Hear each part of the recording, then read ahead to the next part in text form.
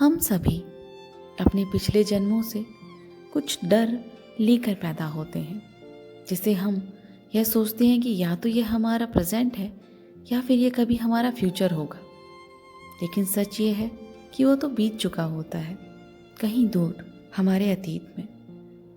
और अच्छी बात यह है कि इन डर को, इस स्ट्रेस और एंजाइटी को बिना किसी दवाई के ठीक किया जा सकता है, बस उन पुरानी यादों को याद करके। ऐसा ही कुछ हुआ ब्रूक के साथ। ब्रूक ने डॉक्टर वीज की वर्कशॉप 2011 में अटेंड की और उन्होंने बताया कि मुझे हमेशा से इस बात का डर लगा रहता था कि कहीं ना कहीं मैं जब मरूंगी तो मैं अकेली ही मरूंगी।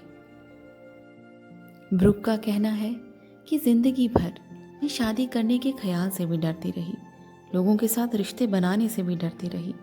मुझे बस हमेशा यही लगता था कि अंत में मैं बस अकेली रह जाऊंगी और एक दिन अकेले ही मर जाऊंगी। मैंने अपनी आधी जिंदगी बस इसी डर से निकाल दी।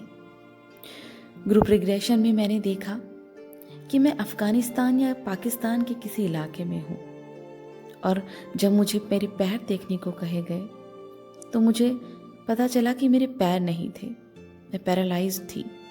और इसी वजह से मुझे मेरे ग्रुप से, मेरे समाज से निकाल दिया गया था। मुझे अकेले मरने को छोड़ दिया गया था। मैं भीख मांगने को मजबूर हो गई सड़कों पर, और वहीं ठंड में एक दिन मैं मर गई अकेले। और जैसे ही उस शरीर से बाहर निकलने के बाद मैं हवा में तैर रही थी और फिर दूसरे आयाम में पहुंची तो वहाँ मुझे जीसस मिले।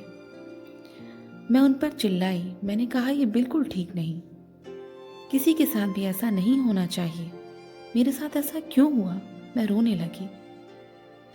उन्होंने मुझे कहा, जो बीत गया सो बीत गया, वो पास्ट था, तुम्हारा फ्यूचर नहीं। अब तुम कभी अकेले नहीं मरोगे। इस डर को दूर करो, अपने आप को हील करो। जीने और अकेले मरने का ब्रूक का ये इतना पुराना डर एकदम से निकल गया, और निकलते ही उसकी लाइफ अपने आप इम्प्रूव हो गई। ब्रूक कितनी लकी थी कि उसे जीसस से मिलने का मौका मिला, और उन्होंने उसे वो बताया जो उसे जानने की ज़रूरत थी, कि हम सभी प्रोटेक्टेड हैं। यूनिवर्स हमारी देखभाल करता है, वो हमें प्यार करता है, और हम सभी प्यार के लायक हैं। हमें यह हमेशा याद रखना चाहिए, और अगर हम अपना असली रूप याद रखें तो धरती पर ही स्वर्ग उतर आएगा। ब्रूक की स्टोरी हमें यह याद दिलाती है कि हमें बस काइंड होना चाहिए और अपने एक्सपीरियंस पे ध्यान देना चाहिए जो लाइफ हमें सिखाती है, ना कि उस मंजिल से मोह रखना चाहिए कि आगे क्या है। अगर हम एक आदमी की हेल्प करें, 10 की, 10,000 की, फर्क नहीं पड़ता। उसके रिजल्ट हमारे हाथ में नहीं है और वो इम्पोर्टेंट भी नहीं है। ज़रूरी बस ये है कि हम कितने प्यार से अपना काम करते हैं।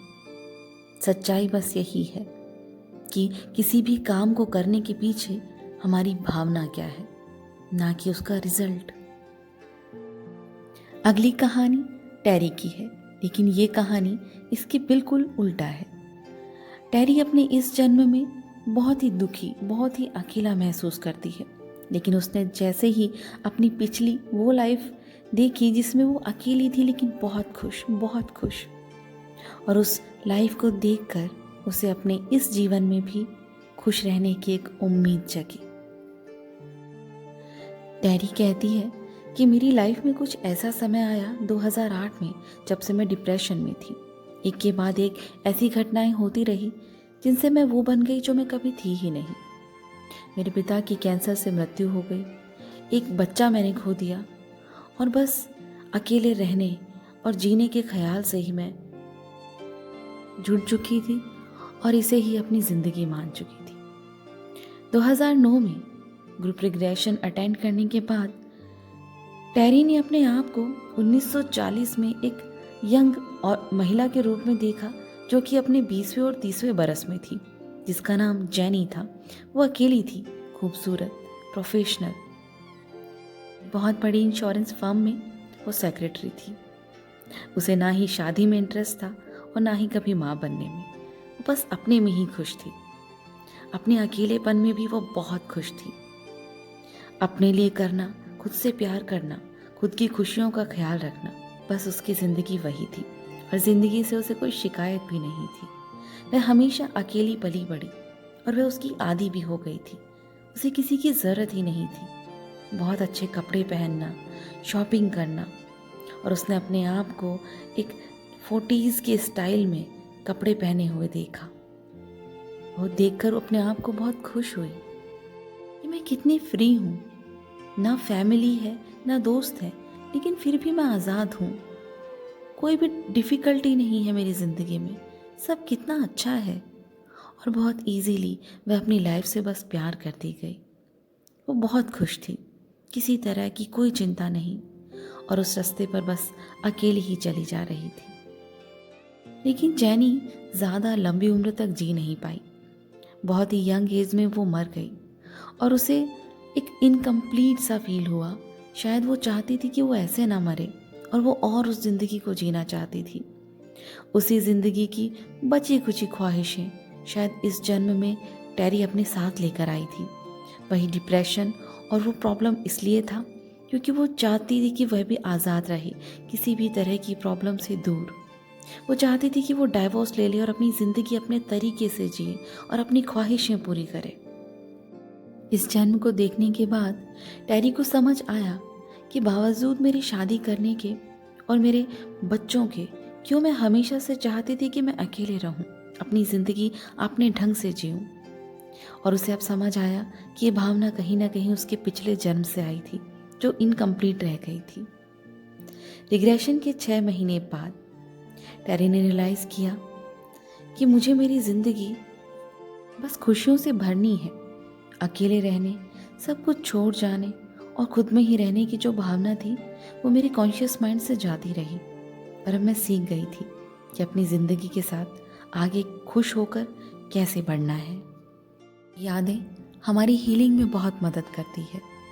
इससे समझ आती है, और समझ सिर्फ कॉन्शियस लेवल पर नहीं, अनकॉन्शियस लेवल पर भी होती है। ये बहुत गहराई में जाकर हमारे बीते हुए पलों के छोड़े गए डर और ट्रॉमा को बाहर निकाल देती है। जैसे ही हमें पता लगता है कि ये डर, ये ऑब्सेशन, ये रिलेशन, ये जो भी सिम्टम्स हैं, ये कहाँ से आ रहे हैं, जब हम उनकी जड़ तक पहुँचते हैं और हमें ये रियलाइज़ होता है कि अब इस जन्म में हमें उनकी ज़रूरत नहीं है, तो हम उन्हें रिलीज़ कर देते हैं। और वहाँ से शुरुआत होती है हीलिंग की।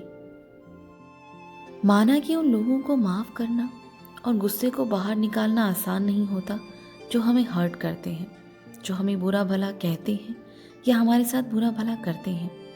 लेकिन उन्हें माफ़ करना खुद को आज़ाद करने के लिए ज़रूरी है। ये हमारे उन भारी इमोशंस को बाहर निकाल देता है और हम बहुत फ्री और लाइट फील करते हैं। हर तरह के इमोशंस आते और जाते रहते हैं। गुस्सा आता है, थोड़ी देर रुकता है और चला जाता है। दूसरे इमोशंस के साथ भी बिल्कुल ऐसा ही है। लेकिन कुछ इमोशंस ऐसे होते हैं जो बहुत गहराई तक पहुंच जाते हैं और जो अगली ज़िंदगी से अगली ज़िंदगी में पहुंचते चले जाते हैं। इसीलिए इन्हें रिलीज़ करना हीलिंग के लिए बहुत ज़रूरी होता है। हर चीज़ का बस एक ही इलाज है, वर्तमान में जीना, चेतना के साथ जीना, सही समझ के साथ जीना। हाँ, ये मुश्किल है, बहुत मुश्किल है। इसमें प्रैक्टिस तो लगती है, लेकिन जब ये होता है तो बहुत शानदार होता है। ये ज़रूरी है कि बीते हुए पल की चीज़ों से सीखना और आगे बढ़ना, लेकिन उन चीज़ों को अपने अंदर समेट कर रखना ज़रूरी नहीं है। बस उनसे एक सबक को सीखें और उन्हें निकाल दें। उन्हें नदी के उस पार लाने की ज़रूरत नहीं है।